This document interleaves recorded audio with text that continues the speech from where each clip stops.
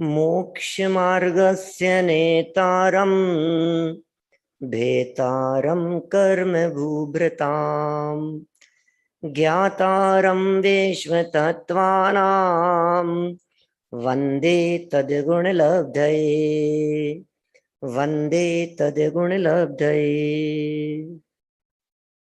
मोक्ष मार्ग के नेता एवं कर्म पर्वतों के भेदक और विश्व के सब तत्वों के ज्ञायक चेतन संवेदक सद्गुण आप समान प्राप्त हो यही भावना भा कर देव विनय पूर्वक करूं वंदना बारंबार जिनेश्वर देव बारंबार जिनेश्वर देव।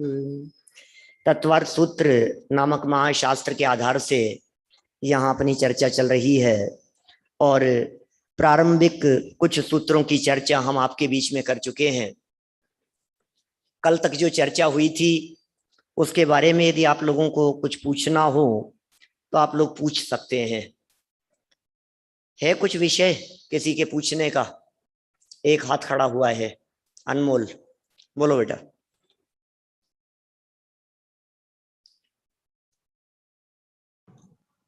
जयचंद भाई साहब, कल का जो 5वां सूत्र था उसमें हमने द्रव्य निक्षेप और भाव निक्षेप को समझा था।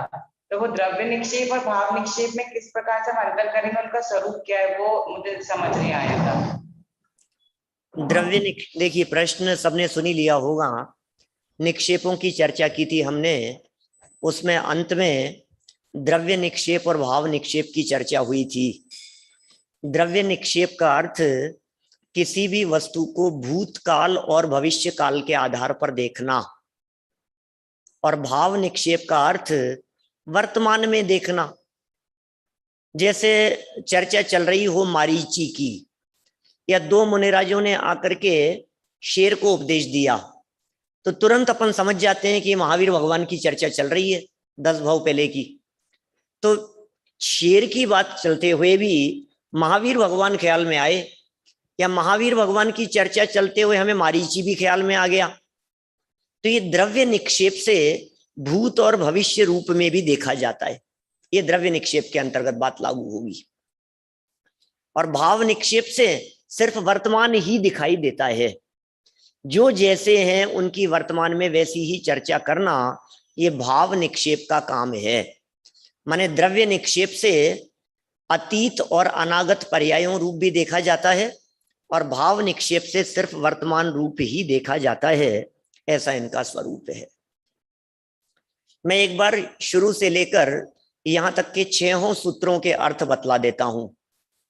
पहला सूत्र था सम्यक दर्शन ज्ञान चारित्राणि मोक्ष मार्ग है, जिसमें कहा सम्यक दर्शन, सम्यक ज्ञान और सम्यक चारित्र, इन तीनों की एकता का नाम ही मोक्ष मार्ग है। ये 3 अलग अलग मार्ग नहीं है, तीनों मिलकर के एक मार्ग है। सम्यक दर्शन का क्या अर्थ होता है, सम्यक दर्शन किसे कहते हैं, ये वास्तव में जैन दर्शन का एक पारिभाषिक शब्द है, जिसका अर्थ शब्दों से नहीं लगाया जा सकता है। हम शब्दों से अर्थ नहीं समझ सकते। सम्यक माने सच्चा, दर्शन माने देखना, तो सही सही देख रहा है। जिसकी आईज 6x6 हो, चश्मा नहीं लगा हुआ हो, आंखें सही हो, उसको तो सम्यक दर्शन होगा। ऐसा यहाँ अर्थ नहीं लगता है। यहाँ सम्यक दर्शन का प्रयोग श्रद्धा के अर्थ में किया गया है, जिसे स्पष्ट करते हुए उमा स्वामी आचार्य देव ने दूसरा सूत्र लिखा, तत्वार्थ श्रद्धानम सम्यक दर्शनम। तत्व अर्थ की श्रद्धा को सम्यक दर्शन कहते हैं। अकेला तत्व नहीं, अकेला अर्थ नहीं। तत्व माने होता है भाव, अर्थ माने होता है वस्तु।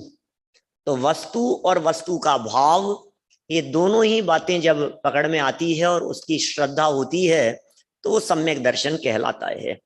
तत्वार्थ श्रद्धानम सम्यक दर्शनम में जब श्रद्धा की बात कही और तत्वार्थ की बात कही, तो एक बात और गहराई से हम वहां ले जा सकते हैं कि ये तत्व कौन से हैं कि जो जिनेंद्र भगवान ने कहे हैं।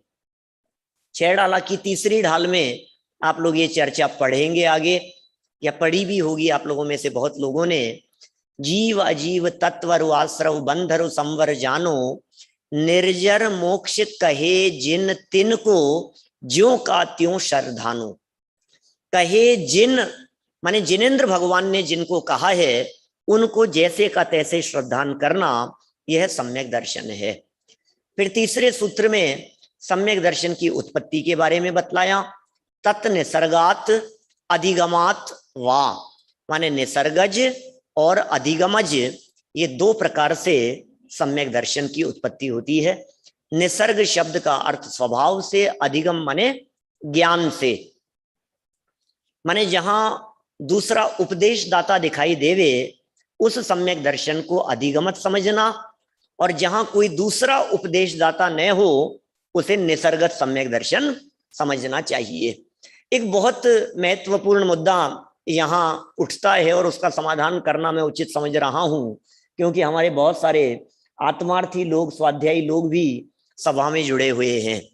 समाज में एक प्रकरण चलता है कि सम्यक दर्शन की प्राप्ति के लिए ज्ञानी गुरु की देशना कंपलसरी है, ज्ञानी चाहिए, सम्यक दृष्टि के उपदेश से ही कोई व्यक्ति सम्यक दृष्टि होगा, ये ऐसी चर्चा चलती है। लक्ष्मीचंद जी साहब, माने लोग ऐसा समझते हैं कि जब तक कोई उपदेश दाता नहीं होगा ना सामने, तब तक सम्यक दर्शन नहीं हो सकता। और उपदेश दाता भी कौन?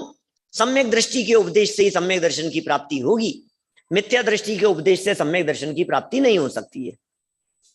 अब ये बात सुनकर के, ये आगम वाक्य है, धवलादि ग्रंथों के अंदर लिखा है, हमने भी पढ़ा है मूलागम में।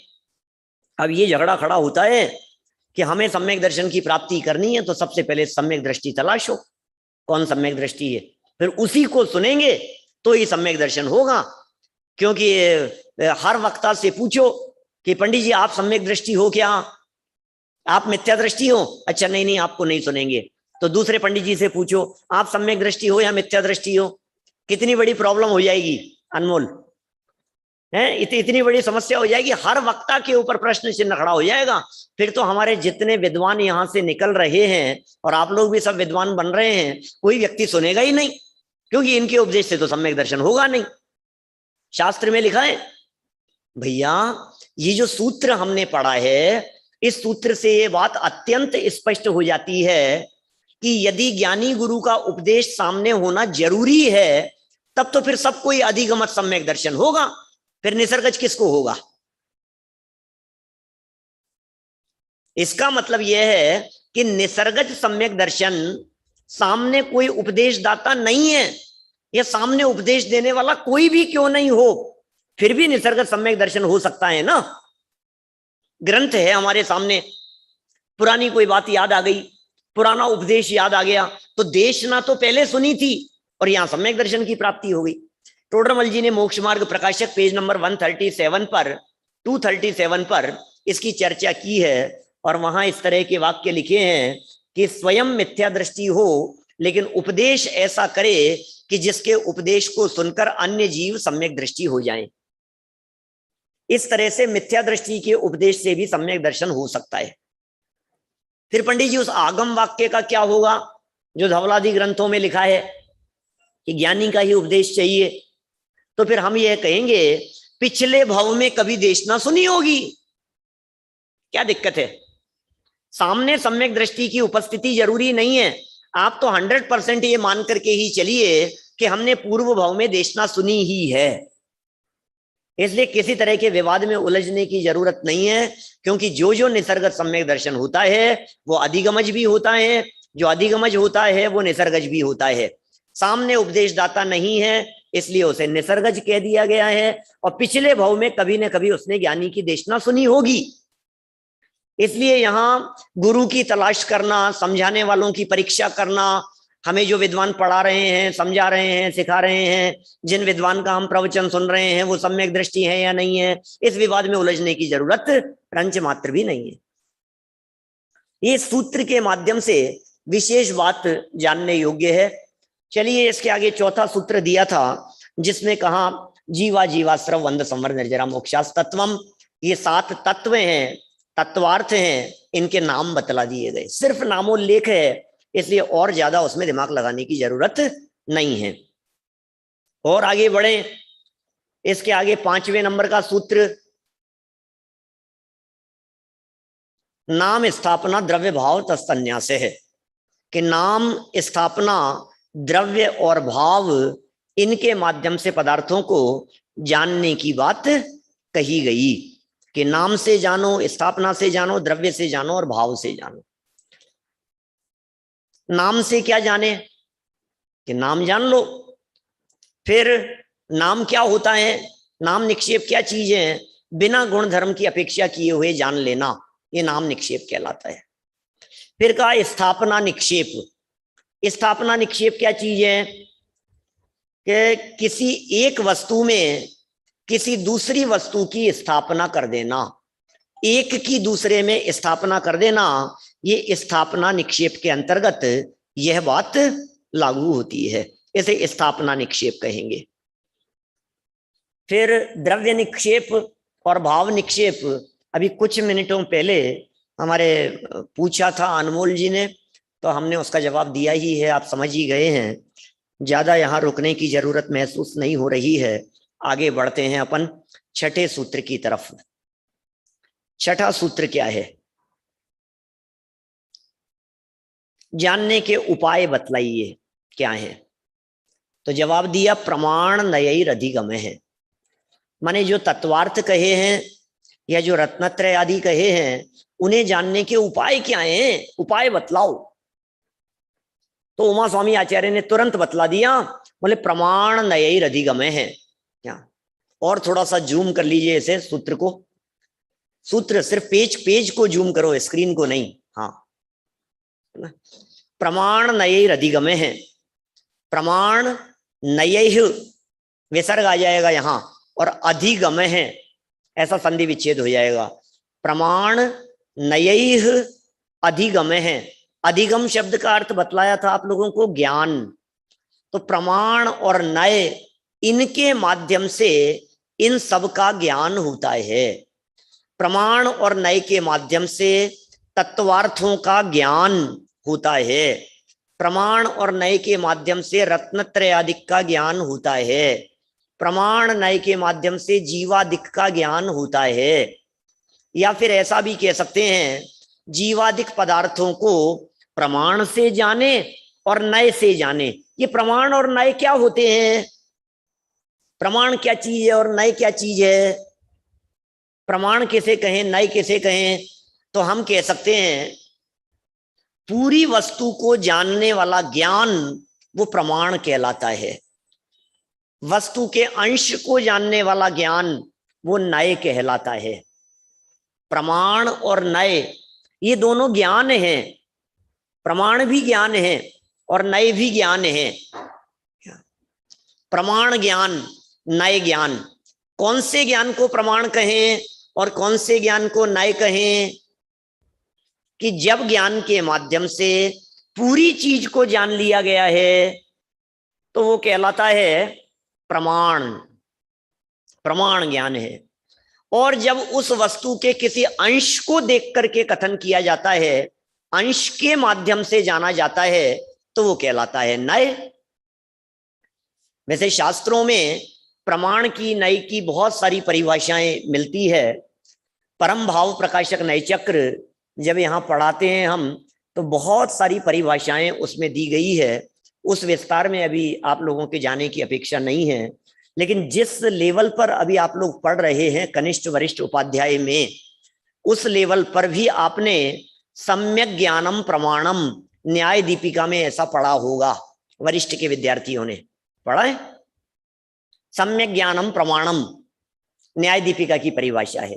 और एक परिभाषा आप लोगों ने परीक्षा मुख में भी पढ़ी है, स्वपूर्वार्थ व्यवसायत्मकम ज्ञानम प्रमाणम, पढ़ी है ना। प्रमाण किसे कहते हैं, स्व और अपूर्व अर्थ का व्यवसायत्मकम, निश्चयात्मकम, जो निश्चय कराने वाला हो, ऐसे ज्ञान को प्रमाण कहते हैं। अभिनव धर्मभूषण यति ने लिखा सम्यक ज्ञानम प्रमाणम, सम्यक ज्ञान को प्रमाण कहते हैं। तो वास्तव में कुल मिलाकर के प्रमाण तो ज्ञान ही है ना, सकलादेशी प्रमाण है, ऐसा भी उल्लेख है। पूरी वस्तु को जानने वाले को प्रमाण कहते हैं। वत्थु प्रमाण विषयम, माइल्य धवल स्वामी ने ऐसा कहा है, वस्तु प्रमाण विषयम, वस्तु ही प्रमाण का विषय। देखो प्रमाण, नय, निक्षेप, इन तीनों की बहुत सुंदर परिभाषा लिखी उन्होंने। वस्तु प्रमाण विषयम, नय विषयम हवई वस्तु एकंसम, जम दो ही निर्णय टम तम निक्षेपे हवई विषयम।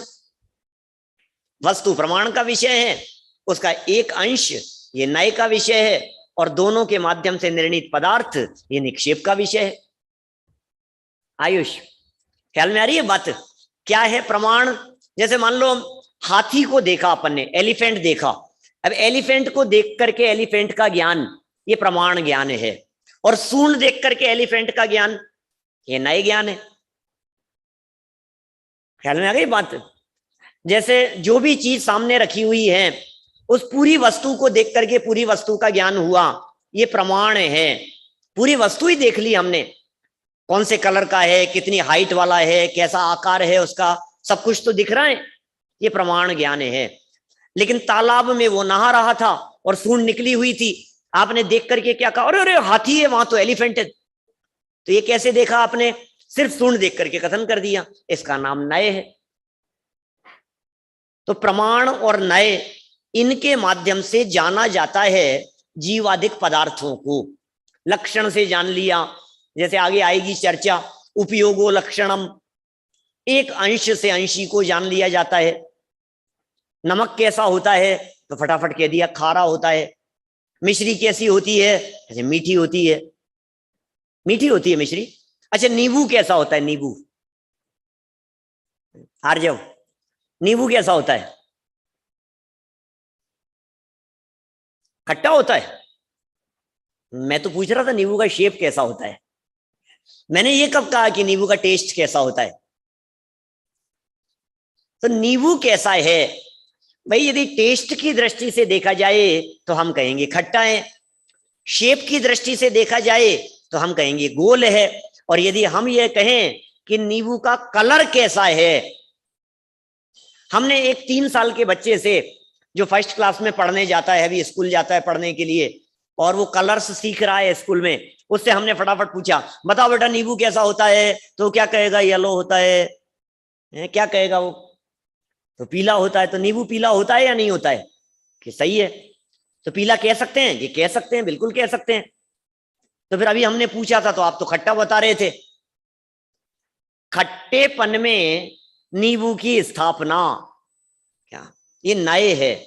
अंश में अंशी की स्थापना, ये भी नय कहलाता है। एक अंश के माध्यम से वस्तु को पहचान लेना, जैसे मैंने कहा जिसमें ज्ञान होता है वो क्या है? कहेंगे जीव है। तो जिसमें ज्ञान पाया जाता है वो जीव है। अच्छा बतलाइए, बाहर निकलने पर हमें जो ऊपर दिखाई दे रहा है स्काई ब्लू कलर, क्या ये कौन सा द्रव्य है? आकाश है ना, आकाश है ना, जो बाहर निकलने पर अपने को ऊपर दिख रहा है, वो कौन सा द्रव्य है? गायक, कौन सा द्रव्य है वो? आकाश द्रव्य है। देखो हाथ खड़े हैं, एक एक हाथ खड़ा हुआ दिखाई दे रहा है, इधर थोड़े से ज्यादा दिख रहे हैं, अब फटाफट हाथ खड़े हो रहे हैं। शाश्वत दृष्टि जैन, बोलो।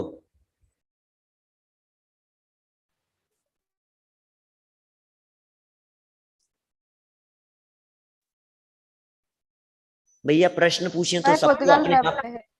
हाँ क्या है? वह पुद्गल द्रव्य है। क्यों है पुद्गल द्रव्य? क्योंकि उसमें रंग है, और रंग मतलब पुद्गल में होता है, वर्ण है। शाबाश। क्योंकि कलर दिखाई दे रहा है हमारे को, रंग दिखाई दे रहा है, जिसमें रंग होता है वो पुद्गल होता है। इसलिए जो हमारे को ऊपर नीला नीला दिखाई दे रहा है स्काई ब्लू कलर का, वो आकाश नहीं है, वो पुद्गल द्रव्य है। तो तुमने कैसे पहचान लिया कि वो पुद्गल द्रव्य है? ये लक्षण से पहचाना ना, एक अंश से पहचाना अपन ने। अच्छा, वो जो पुद्गल दिखाई दे रहा है उसमें स्पर्श होगा या नहीं होगा? कि होगा। रस है या नहीं है? कि है। गंध है या नहीं है? कि वो भी है। कि तुम्हें कैसे पता? ऊपर जाकर के टेस्ट किया था क्या कभी? आपने उसको जवान पर चक्कर के देखा था क्या कि नहीं? एक अंश को देखने पर पूरी वस्तु पकड़ में आ जाना। बस इस तरह के जो प्रयोग हैं इनका नाम ही नय है। इसी तरह से जीव को जानना, अजीव को जानना, और भी जो आश्रव हैं, बंध है, संवर, निर्जरा, मोक्ष, इन्हें अंश से पहचान लेना ये नय है। और पूरी वस्तु जीव क्या क्या होता है, जीव के प्रदेश, गुण, धर्म, शक्तियां, सब कुछ पहचानना ये प्रमाण का काम है। तो यहां यह कह दिया गया कि प्रमाण के माध्यम से और नय के माध्यम से पदार्थों का ज्ञान होता है। अभी प्रमाण के माध्यम से जानना, नय से जानना, इसके लिए हम नय और प्रमाण को जान रहे हैं। अब प्रमाण को भी तो जानना पड़ेगा हमें, प्रमाण क्या होता है, नय क्या होता है वो भी तो जानना पड़ेगा। लेकिन नय और प्रमाण को जानना है, और नय और प्रमाण के द्वारा पदार्थ जाने जाते हैं। चलो और आगे बढ़ते हैं। जानने के उपायों की यहां चर्चा चल रही है, वस्तु को जानने के प्रकारों की यहां चर्चा चल रही है। प्रमाण नय अधिगम है। इसके बाद वाले सूत्र की तरफ बढ़ते हैं आगे। 7 नंबर का सूत्र देखो। प्रमाण नय तो स्पष्ट हो गए ना। आप लोग बीच में हाथ खड़ा कर सकते हैं कुछ भी पूछने के लिए, यदि नहीं समझ में आए तो।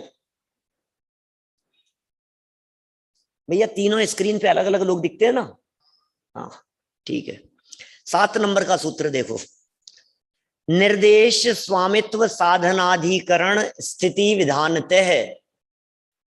निर्देश स्वामित्व साधनाधिकरण स्थिति विधानतः। बोलना सब लोग अपने अपने घर में, सामने बोल पाए या नहीं, बोलो। निर्देश स्वामित्व साधनाधिकरण स्थिति विधानतः। हाँ, कितने शब्द हैं इसमें? पहला शब्द निर्देश दिख रहा है, दूसरा शब्द दिख रहा है हमारे को स्वामित्व, फिर तीसरा शब्द है साधन, और आ की मात्रा लग रही है, यहां से निकलेगा अधिकरण, फिर स्थिति और विधान। इन सब के माध्यम से हमें उन्हीं सब बातों को जानना चाहिए, रत्नत्रय को और जीवादि पदार्थों को। कितने बातें हो गई? निर्देश, स्वामित्व, साधन, अधिकरण, स्थिति और विधान, इनके माध्यम से पदार्थों को जानना है। ये निर्देश क्या होता है? निर्देश देखो इसी पेज पर नीचे लिखा हुआ है तत्वार्थ मणि प्रदीप में, एक एक लाइन में इन 6 बातों को बतलाया है। देखा आपको निर्देश किसका नाम है? थोड़ा अक्षर बड़े करो, मोबाइल की स्क्रीन पर दिखता नहीं है लोगों को, इसलिए मैक्सिमम बड़ा कर देना चाहिए। निर्देश क्या है? वस्तु के स्वरूप का कथन करना, ये निर्देश है। वस्तु के स्वरूप का कथन करो। वस्तु कैसी है, क्या है वस्तु का स्वरूप, जो भी वस्तु के संदर्भ में थोड़ा बहुत जाना है वो निर्देश कहलाता है। एक प्रकार से मैं ये भी कहता हूं, कई जगह ऐसी भी व्याख्या मिलती है कि सिर्फ नाम मात्र जानना, जैसे मोबाइल, तो मोबाइल शब्द हमने जाना कि मोबाइल नाम का कोई शब्द है, जीव नाम की कोई वस्तु है, ऐसा जाना, बस ये निर्देश है। फिर क्या क्या जानेंगे इसके बारे में? वस्तु का नाम तो जान लिया, मोबाइल के बारे में जान लिया हमने, लेकिन ये मोबाइल का स्वामी कौन है, ये मोबाइल कौन सी कंपनी का है, ये सैमसंग का है, ये आईफोन है, एप्पल का है, ये और किसी कंपनी का है, तो जो उसका स्वामी हो उसे कहते हैं आधिपत्य, ये स्वामित्व कहलाता है। जैसे रत्नत्रय की चर्चा चल रही थी, पीछे से चर्चा चल रही थी सम्यक दर्शन के संदर्भ में, तो सम्यक दर्शन, अब सम्यक दर्शन का स्वामी कौन है, सम्यक दर्शन किसको होता है? तो सैनी पंचेंद्रियों को होता है। या फिर सम्यक दर्शन का स्वामी कौन होगा कि जिसके मिथ्यात्व का अभाव हो गया है, ऐसा जीव या ज्ञानी जीव, वही सम्यक दृष्टि होते हैं। तो ये सम्यक्त्व के स्वामीपन की बात हो गई। जैसे मोबाइल का स्वामी, मोबाइल किसने बनाया है। फिर तीसरे नंबर पर शब्द दिया है साधन। जिस वस्तु की चर्चा चल रही है उस वस्तु की उत्पत्ति कैसे हुई उसे साधन कहते हैं। निर्देश माने वस्तु का स्वरूप जानना, स्वामित्व माने उसका आधिपत्य, उसका मालिक कौन है, वो स्वामित्व के अंतर्गत बात आती है। साधन माने किस तरह से उस वस्तु की उत्पत्ति हुई है, ये साधन कहलाता है। जिससे वस्तु की उत्पत्ति होती है उसे साधन कहते हैं। बना कैसे है ये मोबाइल किस तरह से बना है, जिसकी हम चर्चा कर रहे थे। इसी तरह से अधिकरण, अधिकरण माने आधार, उसका बेस क्या है। स्टोर भी कह सकते हैं, कहाँ मिलेगा वो, कौन सी जगह पर है, कहाँ रहता है मोबाइल, कहाँ मिलेगा, तो कहा इस मार्केट में मिलेगा, इस स्टोर में मिलेगा, एप्पल स्टोर पर मिलेगा, तो ये अधिकरण है।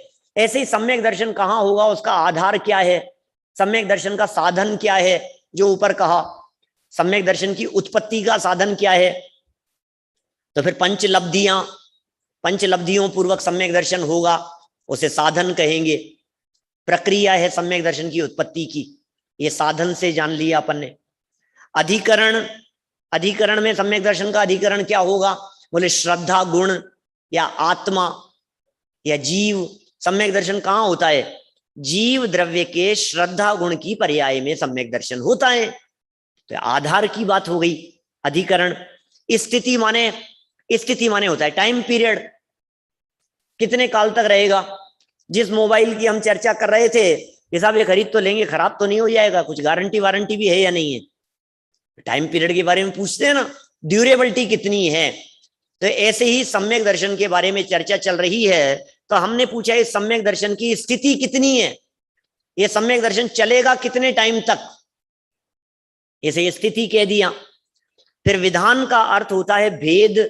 सम्यक दर्शन कितने प्रकार के होते हैं, मोबाइल और कौन कौन सी क्वालिटी का है, किस किस तरह का है, औपशमिक सम्यक दर्शन, क्षयोपशमिक सम्यक दर्शन, क्षायिक सम्यक दर्शन, है ना, वेदक सम्यक दर्शन भी मिलता है नाम, या फिर आज्ञा, मार्ग, सूत्र, उपदेश आदि 10 भेद भी कहे गए हैं, ये सब विधान। तो ये कह रहे हैं इतनी बातों से वस्तु को जानो। यद्यपि जानने के उपायों की चर्चा चल रही है, तो भी इतना समझना कि जानने के उपाय तो नए और प्रमाण यही हैं, जानने के उपाय तो यही हैं, लेकिन कैसा जानेंगे हम, या क्या क्या जानना है वस्तु के संदर्भ में, कितनी बातों का ज्ञान होना चाहिए। किसी भी वस्तु को बाजार से खरीदने का निर्णय आप तब तक नहीं करते हैं जब तक ये 6 बातें आपको पता नहीं होती है। डीपली किसी चीज के बारे में जब स्टडी की जाती है, आप लगा के देखिएगा, जब भी आप किसी चीज के बारे में स्टडी कर रहे होते हैं, किसी कंपनी के बारे में स्टडी कर रहे होते हैं, किसी फील्ड के बारे में देख रहे होते हैं, किसी चीज के बारे में सोचते हैं मार्केट में खरीदने की, यदि आपको डीपली स्टडी करनी है तो ये 6 बिंदु उसके अंदर लागू होंगे। यहाँ हमारे को जीव पदार्थ के बारे में जानना है, अजीव के बारे में जानना है, सम्यक दर्शन के बारे में जानना है, सम्यक ज्ञान के बारे में जानना है, सम्यक चारित्र के बारे में जानना है। तो आचार्य देव कहना चाह रहे हैं, चाहे आप पुद्गल के बारे में जानो, चाहे धर्म द्रव्य के बारे में, लेकिन इन 6 बातों के आधार पर ही वस्तु की यथार्थ पहचान होती है। तो ये जानने के उपायों के अंतर्गत या उपायांतर के अंतर्गत इन बातों को यहां शामिल किया गया है। चलिए और आगे बढ़े। 8वां सूत्र बहुत महत्वपूर्ण सूत्र है। 8वां सूत्र, साहब ये तो बहुत सारी बातें हो गई, क्या क्या जानेंगे। पहले कह दिया प्रमाण नहीं अधिगम है, फिर कह दिया निर्देश स्वामित्व साधनाधिकरण स्थिति विधांत, बहुत सारी बातें हो गई। तो आचार्य देव ने कहा अभी तो और भी हैं उपायांतर, और भी बातें जाननी चाहिए। बोले वो क्या है कि सत्संख्या क्षेत्र स्पर्शन कालांतर भावाल्प बहुत वैश्य। सूत्र बोले धीरे धीरे अपने मन में बोलो। सत्संख्या क्षेत्र स्पर्शन कालांतर भावाल्प बहुत वैश्य। शाबाश। सत संख्या, एक एक शब्द देखें, 8 बातें हैं इसमें। सत संख्या, क्षेत्र, स्पर्शन, काल, अंतर, भाव और अल्प बहुत्व, इन 8 बातों से भी पदार्थ को जाना जाता है। ऐसा भी कह सकते हैं, दादा ने बहुत सुंदर व्याख्या की तत्वार्थमणि प्रदीप में इसकी, कि ये जो 3 सूत्र दिए हैं ना, वो 3 तरह के रुचि वाले लोगों के लिए दिए हैं। कुछ जीव ऐसे होते हैं जो संक्षेप रुचि वाले होते हैं, कुछ ऐसे जीव होते हैं जो मध्यम रुचि वाले होते हैं, कुछ ऐसे होते हैं जो विस्तार रुचि वाले होते हैं। ऐसा पंडित जी समझ में नहीं आई, आप कहना क्या चाह रहे हो? कोई जीव है, कोई तो ऐसे होते हैं जिनको थोड़ा सा कहा और समझ में आ गया, थोड़ी सी बात कहती है हाँ समझ में आ गया, आगे आगे समझ में आ गया। और कोई ऐसे होते हैं कि थोड़ा सा तो समझाओ, थोड़ा सा तो थोड़ा विस्तार से समझाना पड़ता है। और कुछ ऐसे होते हैं जिनको जब तक 1 घंटे का लेक्चर पूरा नहीं दिया जाए तब तक कुछ भेजे में ही नहीं घुसता है। तो ऐसे लोगों को क्या कहेंगे? विस्तार रुचि वाले। रुचि भी हो सकती है सबकी अलग अलग तरह की। कोई संक्षेप में बोले इससे ज्यादा क्या जानना है, वो जान लिया मैं तो सेटिस्फाइड हो जाते हैं, ऐसे संक्षेप रुचि वाले। उनके लिए प्रमाण नैर अधिगमय कह दिया। जो थोड़ा सा विस्तार से जानने वाले हैं उनके लिए निर्देश स्वामित्व साधनाधिकरण स्थिति विधानतय की बात कर दी। और जो और भी विस्तार से जानने वाले हैं उनके लिए 8 बातें कह करके समझाया गया है। बहुत महत्वपूर्ण सूत्र है। कर्णानुयोग की दृष्टि से ये तत्वार्थ सूत्र के पहले अध्याय का 7वां सूत्र और 8वां सूत्र, ये बहुत महत्वपूर्ण सूत्रों में से है। यूनिवर्सिटी के कोर्स वगैरह में से तो हटा दिया जाता है अशोक जी भाई साहब, ये 2 सूत्र पढ़ाए ही नहीं जाते। सर्वार्थ सिद्धि जो सबसे प्राचीन टीका हमने एक दिन कही थी आपसे, तत्वार्थ सूत्र की उपलब्ध टीकाओं में सबसे प्राचीन टीका है सर्वार्थ सिद्धि, पूज्यपाद आचार्य देव की लिखी हुई। उसमें इस 8वें सूत्र की जो व्याख्या की है 5वीं 6वीं शताब्दी में, इतनी विस्तार से व्याख्या है, इतनी विस्तार से व्याख्या है कि उसको पढ़ने पढ़ाने वालों को पसीना आता है, समझ में नहीं आती है, इतना विस्तार है। हमने जब उस प्रकरण को हमारी डेली सभा में जब चलाया, हमने 2005 में जब हमारा सर्वार्थ सिद्धि चल रहा था नियमित सभा में, तो 6 महीने चला वो सूत्र, ये 8वां सूत्र रोजाना चलते हुए, मतलब लगभग 200 पीरियड, पौन घंटे 1 घंटे चलते हुए 200 दिन लगातार चर्चा चली, तब जाकर के उस सूत्र की व्याख्याएं पूरी हुई। धवला टीका जो है ना, धवला, वो इस सूत्र को बेस बना करके, इस सूत्र की टीका को बेस बना करके लिखी गई धवला टीका। सत्प्ररूपणा, 4 पुस्तकें हैं सत्प्ररूपणा के अंदर, 500 600 पेज की। अब आप सोचो, कल्पना करो सत्प्ररूपणा क्या है। गुण स्थानों से चर्चा, मार्गणा स्थानों से चर्चा, किसमें क्या है, किसका क्या है, बहुत बहुत बहुत तरीके से उनके विस्तार किए हैं। सत्य, सत्य माने अस्तित्व। अपन यहां सिर्फ नामोल्लेख या परिभाषाएं जान रहे हैं, मोटा मोटा जान लेवें कि विषय क्या है। माने इस सूत्र की चर्चा जब यहां सामने आ गई है तो इतना तो जान लेवें कि आखिर इस सूत्र में क्या कहा गया है। सत्य माने अस्तित्व, वस्तु के अस्तित्व को सत्य कहते हैं। स्क्रीन पर दिखाया जाए तत्वार्थमणि प्रदीप का ये 8वें सूत्र की चर्चा, 36 नंबर पेज पर है। एक एक लाइन में एक एक के संबंध में संक्षेप में कहा है। देखो, वस्तु के अस्तित्व को सत्य कहते हैं। सत्य क्या है? सत्य द्रव्य लक्षणम, वस्तु का लक्षण। अरे भाई, जिसकी चर्चा कर रहे हो पहले ये बतलाओ होता भी है या नहीं। पंडित जी एक बात बतलाओ, सम्यक दर्शन के रोजाना इतने गीत गाते हैं, हर व्यक्ति जिसको देखो सम्यक दर्शन की बात कर रहा है, ये सम्यक दर्शन है भी या नहीं, होता भी है या नहीं, सम्यक दर्शन का अस्तित्व है या नहीं। आत्मा की आप बातें कर रहे हो। कई लोग दुनिया में ऐसे मिल जाएंगे जो ये कहेंगे हम तो आत्मा नहीं मानते, आत्मा होती नहीं है कुछ। आप लोग मानते हो क्या आत्मा को? आत्मा होती है क्या कुछ? अब लोग ऐसी बातें करते हैं, कहते हैं भाई जिसकी चर्चा कर रहे हैं उसका अस्तित्व जरूरी है, उसकी सत्ता की स्वीकृति जरूरी है, वो मौजूद है, एग्जिस्टेंस है वस्तु की, है वो वस्तु, ये सत्य अस्तित्व है उसका।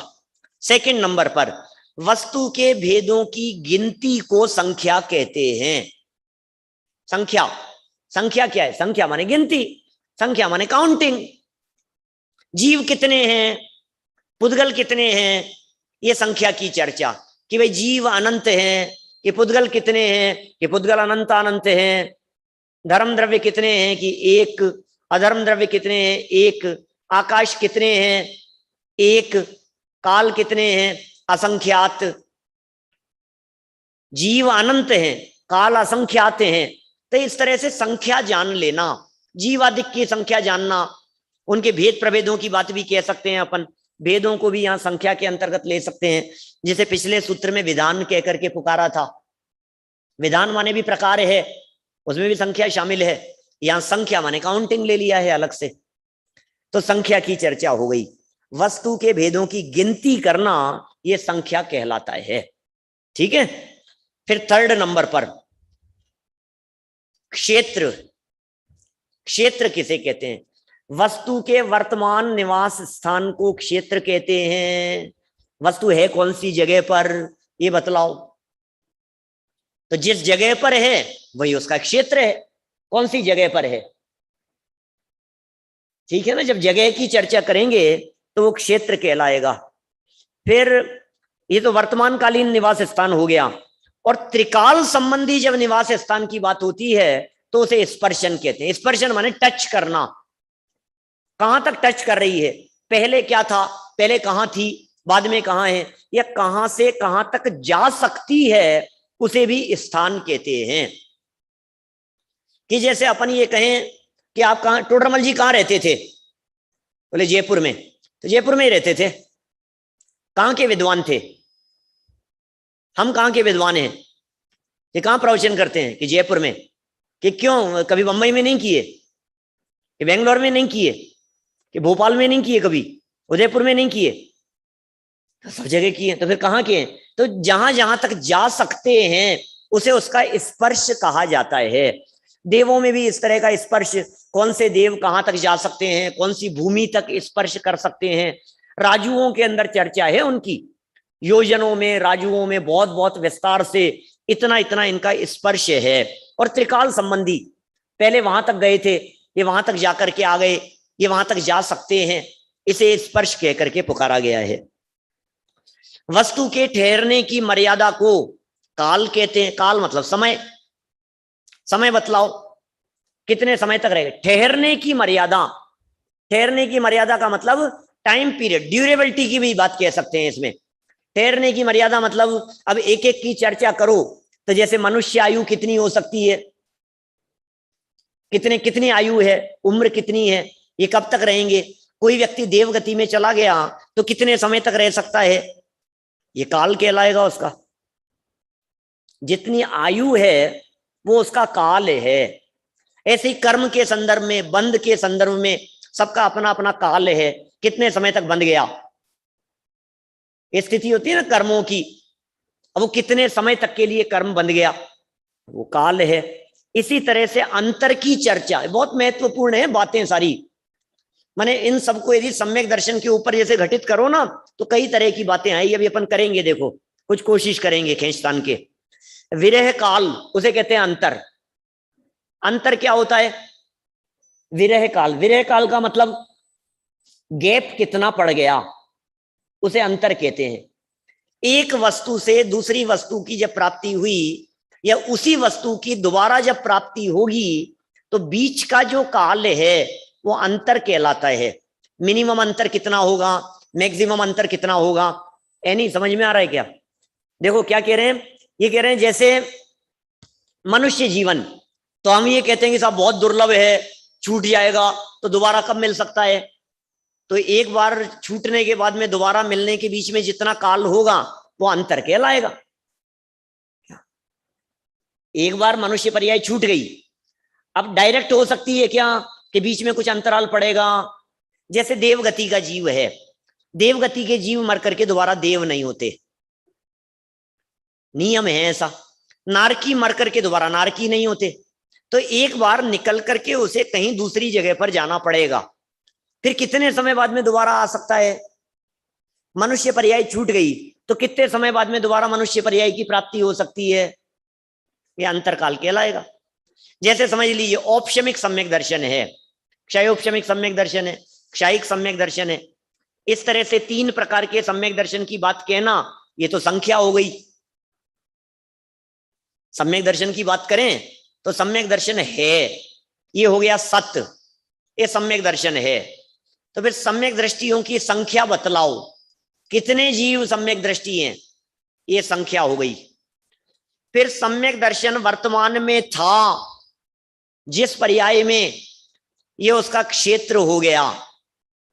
कहां हो सकता है सम्यक दर्शन, ये क्षेत्र की चर्चा। कौन सी जगह पर हो सकता है ये क्षेत्र, ये मनुष्य गति में हो सकता है, नरक में भी हो सकता है, त्रियंज में भी हो सकता है, देव में भी हो सकता है। क्षेत्र की अपेक्षा बात करो, कौन से एरिया में हो सकता है ये क्षेत्र। फिर स्पर्शन, सम्यक दृष्टि जीव कहां से कहां तक जा सकता है, सम्यक दर्शन कायम रह सकता है, सम्यक दर्शन लेकर के वहां तक जा सकता है। यहां सम्यक दृष्टि जीव था, ये मर गया और मर करके सम्यक दर्शन लेकर के चला गया, तो ये स्पर्शन। इसी तरह से काल, अब ये सम्यक दर्शन कितने समय तक रहेगा, जैसे औपशमिक सम्यक दर्शन अंतर्मूर्त तक ही रहेगा भैया, इससे कम भी नहीं, इससे ज्यादा भी नहीं, तो काल हो गया औपशमिक सम्यक दर्शन का। जैसे क्षायिक सम्यक दर्शन है, उसका काल कितना है, शब्द तो सुने हुए लग रहे हैं ना आप लोगों को, क्षायिक सम्यक दर्शन, औपशमिक सम्यक दर्शन।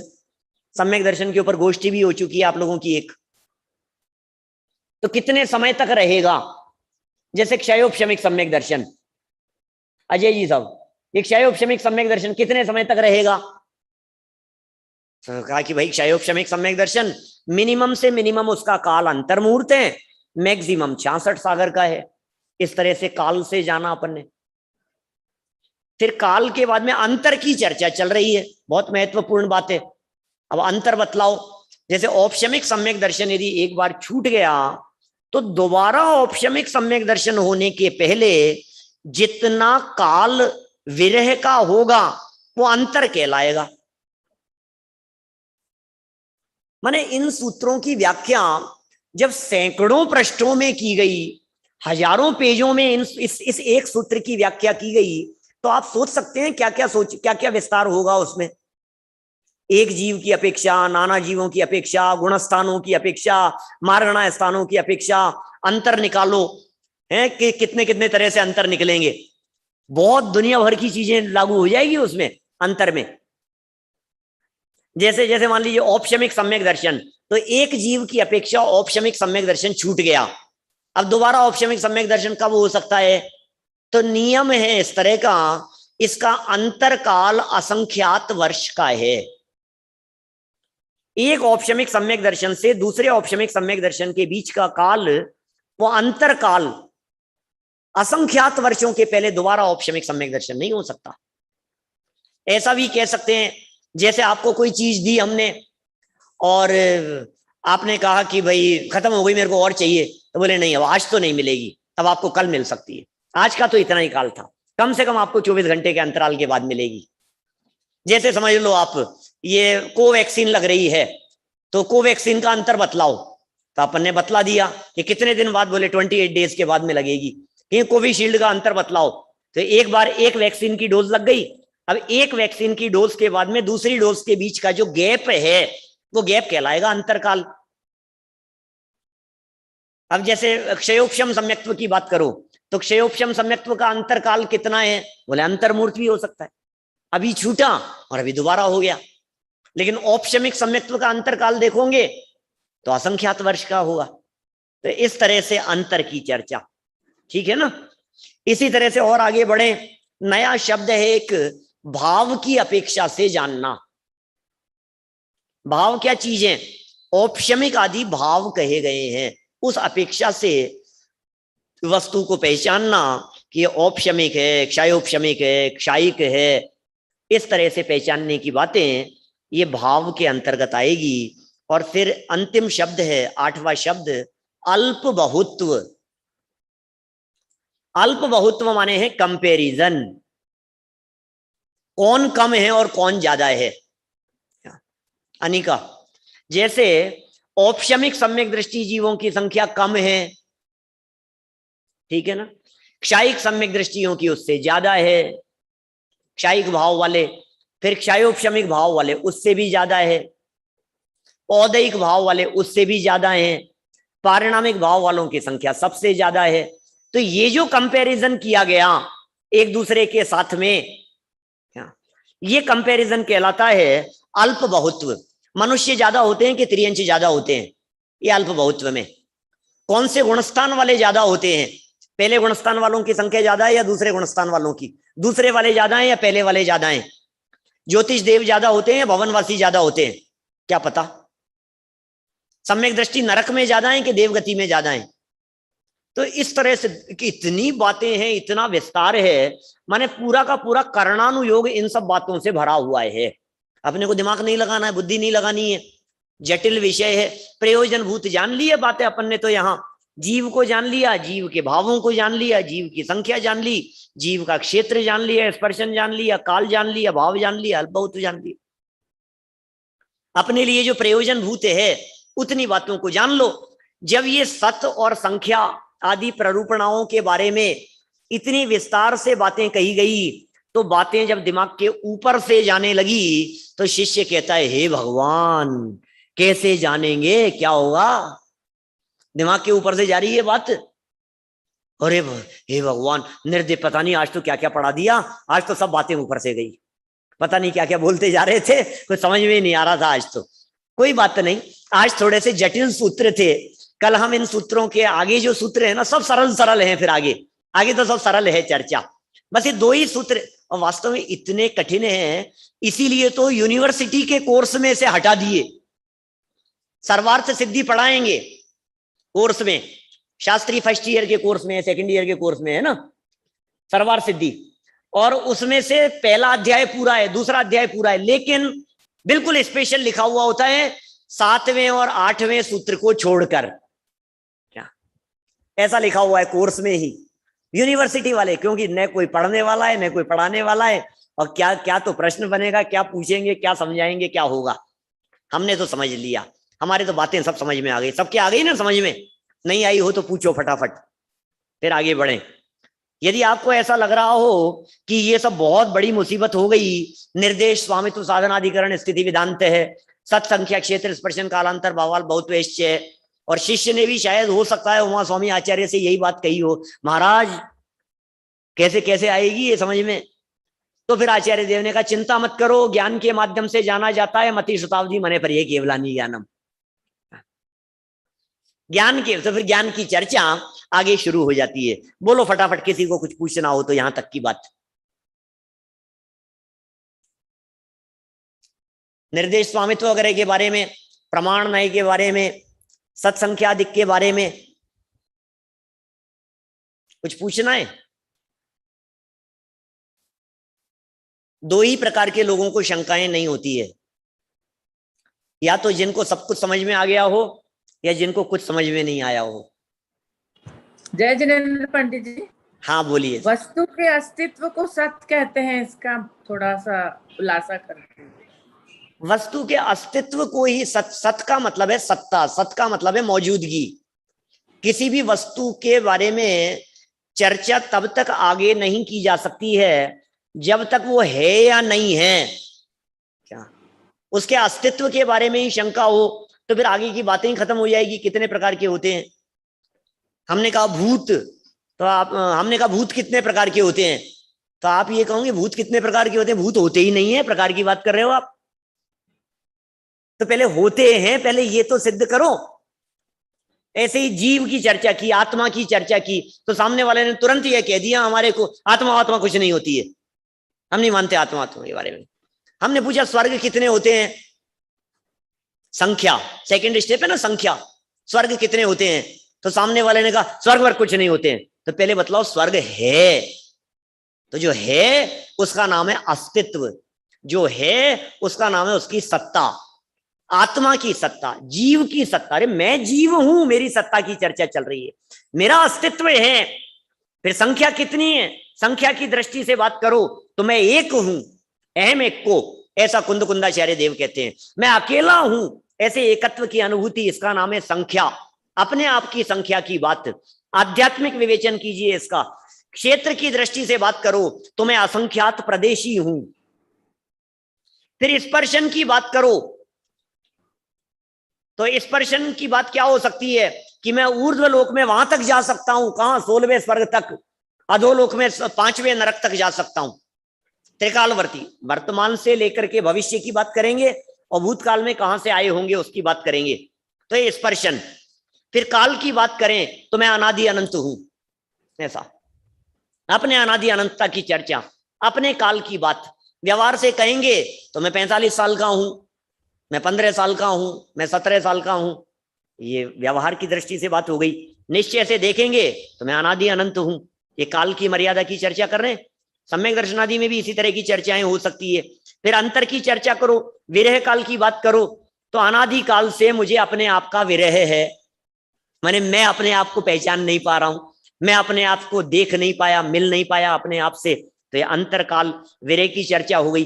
फिर अपने भावों को पहचानो कि वर्तमान में मेरे कौन कौन से भाव हैं। औदैहिक भाव है, क्षयोपशमिक भाव है और पारिणामिक भाव है। वर्तमान में 3 भाव हैं। कोई सम्यक दृष्टि हो तो कह सकते हैं कि मेरे औपशमिक भाव, क्षयोपशमिक भाव भी है ना। क्षयिक भाव तो वर्तमान में पंचम काल में किसी के होता नहीं है, माने पंचम काल के जीवों को क्षयिक सम्यक्त्व नहीं होता है। इसी तरह से अल्प बहुत्व की बात करो तो अपने में ही अपनी हीनाधिकता की चर्चा करना। मेरा ज्ञान पहले कितना था, अब कितना हो गया, ये सब आध्यात्मिक दृष्टिकोण से अपने आप के बारे में विचार करना। ये स्वात्म चिंतन के संदर्भ में कह रहा हूं मैं। अपने आप के बारे में चिंतन करते हुए अरे कुछ फर्क पड़ा या नहीं। 7 दिन 8 दिन हमने ये शिक्षण शिविर अटेंड किया, तो 8 दिन में मेरे में कुछ चेंजेस आया क्या, कुछ वृद्धि हुई क्या, कुछ ज्ञान बढ़ा क्या, कुछ नॉलेज बढ़ी क्या, हमने कुछ सीखा क्या, हम कितने पानी में हैं, इसके लिए परीक्षा की जाती है, परीक्षा ली जाती है। तो अपने आप से अपने आप का कंपैरिजन ये अल्प बहुत्व के अंतर्गत। अरे यार मैं तो 7 दिन, अभी कुछ शादी चल रही थी, ऐसा आयोजन चल रहा था, मैं तो 7 दिन के अंदर मैं तो और ज्यादा डाउन हो गया, क्या मैं तो कुछ पढ़ने में नहीं आया, जो याद किया होता वो और भूल गया, तो ये अल्प हो गया। कि नहीं मैंने बहुत कुछ सीख लिया, ये बहुत्व हो गया। तो ज्ञान की अल्प बहुत्वता के संदर्भ में, श्रद्धा की अल्प बहुत्वता के संदर्भ में, तो इस तरह से व्यक्तिगत इंडिविजुअल अपने आप के ऊपर भी इन सब बातों को लागू किया जा सकता है। लेकिन यहाँ रत्नत्रय और जीवादि 7 तत्व, इसके संदर्भ में यह प्रकरण दिया गया है। बोलिए प्रश्न क्या है सामने, कुछ हाथ खड़े हो रहे हैं। शौर्य का चौधरी। मेरा प्रश्न, हाँ आप बोलिए सब, लक्ष्मी सिंह सब। मेरा प्रश्न ये था कि हम लोगों को ये समझ में तो आता है, लेकिन हम ये चाहते हैं कि प्रत्येक सूत्र के पहले जो उसका प्रश्न बनता है उसे आप अच्छी तरह लिखा दें, तो हम जब भी पाठ करें उसका भाव अच्छी तरह समझ सकें। क्योंकि ये अभी आप जो जितने जल्दी में बोलते हैं कि भाई ये भी जान लो, ये भी कर लो, अब इसका ये कर लो, तो थोड़ा प्रश्न को अच्छी तरह से लिखवा दें तो हमारे को पूरा अच्छी तरह से भाव समझ में आ जाए। बहुत अच्छी बात है, बहुत अच्छी बात है। अब ये पूरे तत्वार सूत्र का करूंगा, फिर बताऊंगा आपको। 357 सूत्रों का करना पड़ेगा। अभी तो आप इतना सा जान के क्या करोगे, क्या प्रश्न है तो यहाँ? तो ये प्रश्न है तत्वार्थों को जानने के उपाय क्या हैं। हाँ, बस ये प्रश्न है, तत्वार्थों को जानने के उपाय क्या हैं। तो कहा प्रमाण नये अधिगमे। 7 का बतलाऊं? मैंने एक दिन की थी, 2-3 दिन पहले 8-10 सूत्रों का तो बता ही दिया था। अभी तो एक बार तो आप मोक्ष का मार्ग क्या है, तो कहा सम्यक दर्शन ज्ञान चारित्राणी मोक्ष मार्ग है। आप रिकॉर्डिंग सुन लेना, मैं बोल देता हूं, इतना जल्दी लिख नहीं पाएंगे। ठीक है। मोक्ष का मार्ग क्या है, तो सम्यक दर्शन ज्ञान चारित्राणी मोक्ष मार्ग है। सम्यक दर्शन किसे कहते हैं, तो तत्वार्थ श्रद्धानम सम्यक दर्शनम। ये सम्यक दर्शन उत्पन्न कैसे होता है, तो कहा तत् निसर्गाद अधिगमाद्वा, तन निसर्गाद अधिगमाद्वा। देखा ये जो तत्व हैं ये क्या हैं, कहा जीवा जीवाश्रव बंध समर निर्जरा मोक्षास तत्वम। कि इनको कैसे जाने, बोले नाम स्थापना द्रव्य भाव तत्सन्यास है। कि जानने के कोई उपाय हैं क्या, कि प्रमाण नए अधिगम है, कि प्रमाण और नए से जानना पड़ेगा। तो शिष्य ने कहा कि और भी कुछ है, कि हाँ और भी उपाय हैं। तो और कौन से उपाय हैं, तो कहा निर्देश स्वामित्व साधनाधिकरण स्थिति विधांत है। इतनी बात जान करके शिष्य ने अपना सर पकड़ लिया, ये तो बहुत सारे हो गए। बोले बहुत क्या हो गए, अभी तो और हैं। बोले वो क्या है, कि सत्संख्या क्षेत्र स्पर्शन कालांतर भावाल्प बहुत कि इतनी सारी बातें तो मेरे ऊपर से जाएगी, नहीं समझ में आएगी। कि क्यों नहीं आएगी, तुम्हारे पास में ज्ञान है। क्या हमारे ज्ञान है हमारे पास में ज्ञान? कि हाँ 5 प्रकार के ज्ञान होते हैं। ये कौन से होते हैं 5 प्रकार के ज्ञान, तो आगे 9 नंबर का सूत्र दे दिया।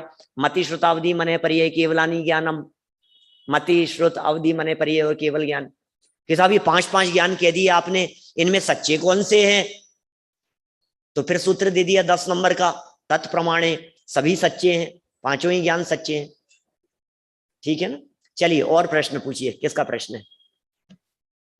जय जिनेन्द्र पंडित जी। पंडित जी निर्देश मतलब क्या होता है?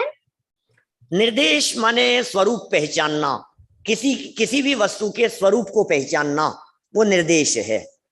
जैसे जीव क्या है, या कभी कभी ऐसा भी कहा है निर्देश के बारे में, नाम मात्र जान लेना वो निर्देश है कि ये जीव है। ये क्या चीज है, इसके बारे में जानते हैं आप? ये क्या है? मोबाइल। इसका नाम क्या है? मोबाइल। मतलब फर्स्ट परिचय जब किसी भी वस्तु के साथ में होता है तो निर्देश से शुरू होगा। जिस वस्तु को लेने के लिए हमें मार्केट में जाना है, पहले नाम तो बताओ, निर्देश।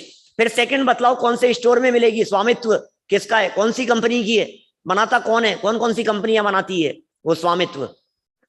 फिर वो किस साधन से बनी है, अपन पूछते हैं ना मार्केट में गए, अरे अरे बना किस चीज से, मटेरियल क्या है, ये कौन सा मटेरियल है, ये साधन है। फिर अधिकरण, स्वामी कौन है उसका। चलो और बोलो, प्रश्न क्या है, बोलिए। भाई साहब, ये जो आप इन 2 श्लोकों में आया है 7 और 8वें में, ये सारी हम उसकी क्वालिटीज या डिस्क्रिप्शन बोल सकते हैं हाँ बोल सकते हैं। द्रव्यों के? हाँ, द्रव्यों की क्वालिटीज नहीं, डिस्क्रिप्शन कह सकते हैं उसे, क्वालिटीज तो नहीं कहना चाहिए, लेकिन इतनी तरह की बातें जानना चाहिए, ठीक है ना। मतलब ये सब उसकी क्वालिटी नहीं है, इतनी तरह की क्वालिटी हो सकती है, इतनी तरह से जाना जा सकता है। क्वालिटी तो गुण हो गए, ये गुण नहीं है, ये तो उसको जानने के प्रकार हैं। जैसे संख्या, तो संख्या उसकी क्वालिटी थोड़ी ना है, लेकिन संख्याओं के माध्यम से जानना कि भाई ये कितनी है। आपके पास में कितनी मिल जाएगी भाई साहब, मुझे मोबाइल खरीदने, कितने हैं आपके पास में, मुझे तो ये हमारे ऑफिस के अंदर डिस्ट्रीब्यूट करने, आपके पास में कितने पीस मिल जाएंगे। कोई बैग खरीदने के लिए गए, उसने 2 दिखाए, तो हमने उसको कहा 50 मिल जाएंगे क्या, हम संख्या के बारे में जान रहे हैं ना। अब ये संख्या उसकी क्वालिटी नहीं है वस्तु की, लेकिन उसके बारे में जानने का प्रकार है एक, ठीक है।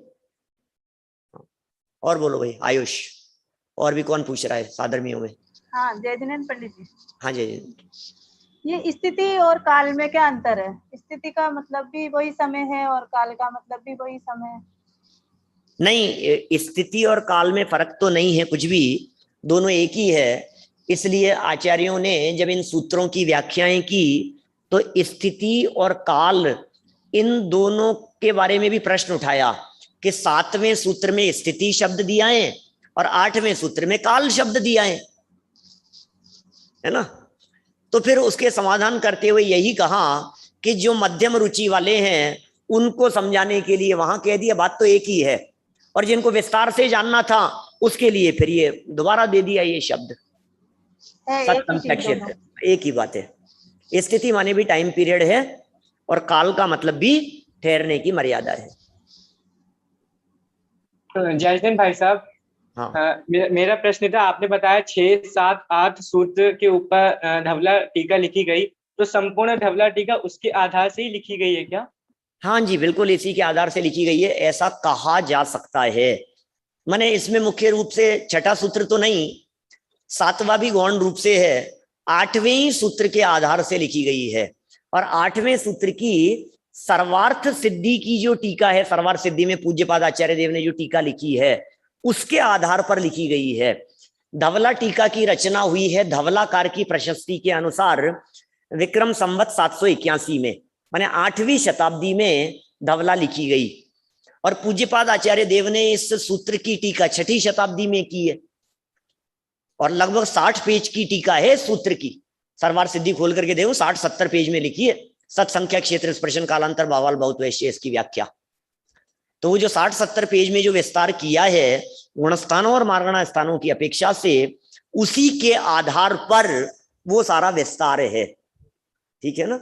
लेकिन ये तो नहीं कह सकते कि इसकी टीका है, इसका विस्तार है, इसका बहुत आधार लिया होगा धवलाकार वीरसेन स्वामी ने, ये जरूर कहा जा सकता है।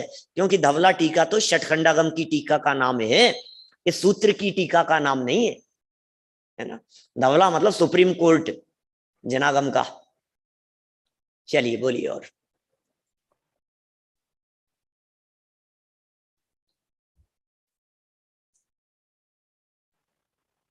पंडित जी, जैसे हमने सुना कि प्रमाण नए अधिगमा, तो प्रमाण और नए से ज्ञान होगा।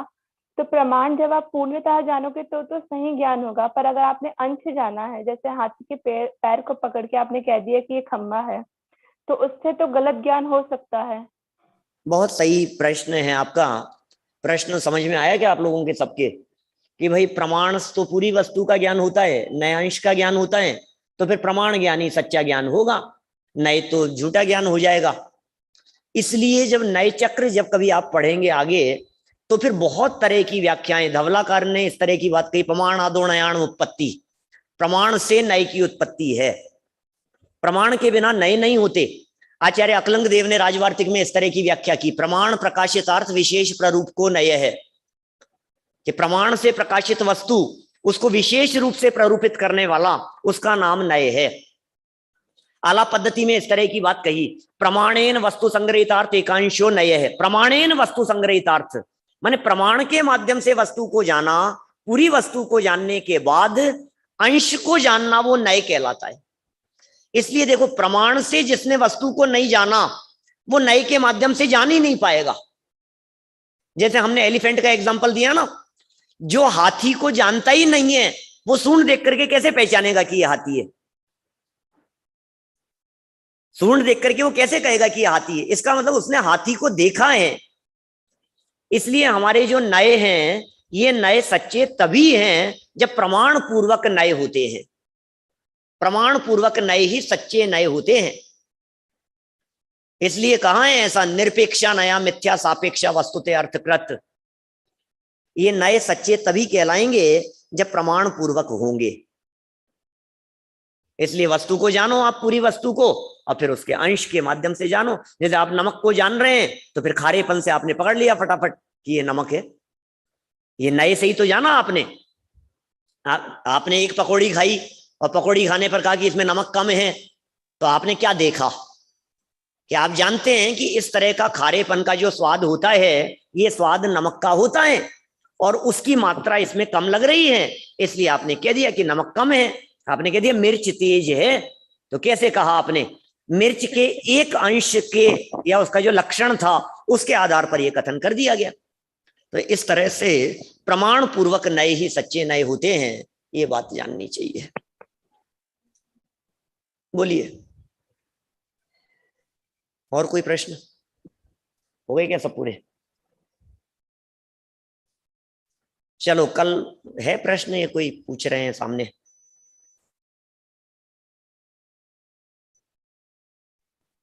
अनम्यूट करो इनको। जय जिनेन्द्र पंडित जी। हाँ, जैसे बोलिए। इसमें कहा कि स्वामित्व को, अधिपत्य को स्वामित्व कहते हैं, फिर अधिकरण का क्या अर्थ है? अधिकरण को थोड़ी समझा। अधिकरण का मतलब आधार होता है। आधार। आधार किसके आधार पर हुआ? वो आधार है। जैसे सम्यक दर्शन की चर्चा करें, सम्यक दर्शन आत्मा के आधार से है, वो आधार है उसका बेस। सम्यक दर्शन का बेस क्या है? या सम्यक दर्शन का बेस श्रद्धा गुण भी कह सकते हैं, उसे भी अधिकरण कहा जा सकता है। और स्वामित्व माने किसको होगा, वो उसका स्वामी, जिसको हो गया है वो उसका स्वामी है। सम्यक दर्शन के स्वामी जीव कौन हो सकते हैं? वो स्वामित्व कहलाएगा। तो स्वामित्व और अधिकरण में तरह से अंतर होगा। हाँ, अधिकरण। चलिए, और कुछ बात? हो गए सब? चलिए ठीक है, संपन्न करते हैं क्लास को अपन यहाँ। कल 5 ज्ञान की चर्चा है, सुंदर चर्चा होगी, माने सरल चर्चा होगी। आज जितनी जटिलता हो गई है नए नए बच्चों की दृष्टि से, कल से उतनी जटिलता आपको जानने को नहीं मिलेगी। फिर भी सब बातें समझ में सबके आ गई होगी, ऐसी उम्मीद करता हूं। जनवाणी स्तुति बोल करके बात पूरी करें। जावाणी के ज्ञान ते सूझे लोकालोक, सोवाणी मस्तक नमू सदा देत हूँ ढोक, सदा देत हूँ ढोक। 9 बाणों का